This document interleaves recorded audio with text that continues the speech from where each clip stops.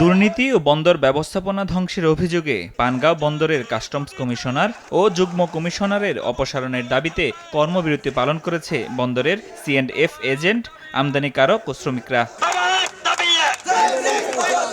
দ্বিতীয় দিনের মতো বুধবার সকাল থেকে কর্মবিরতি অব্যাহত রেখে কাস্টমস হাউসের সামনে দুই শীর্ষ কর্মকর্তার অপসারণের দাবিতে বিক্ষোভ করেন তারা।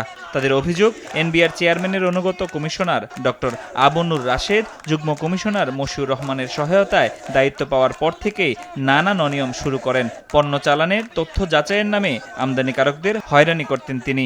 ফাইলগুলো নিয়ে 2 থেকে 3 মাস কালক্ষেপণ করছে, যার পরিপ্রেক্ষিতে আমদানিকারকরা এখান থেকে মুখ ফিরিয়ে নিয়েছে। এখানে সবার আজকে রুজি রোজগার বন্ধ হয়ে গেছে, আমাদের একজনের চেহারার দিকে তাকানো জানা। তারা আজকে না খেয়ে না দেহে অর্ধহারে অসুখ বিসুখে তারা আজকে জর্জরিত হয়েছে।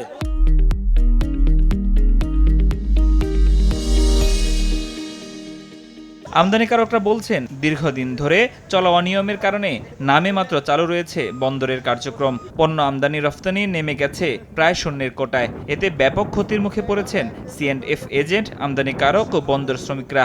সারা বাংলাদেশ থেকে উনি এই পোর্টটারে আলাদা করে বলাইছে।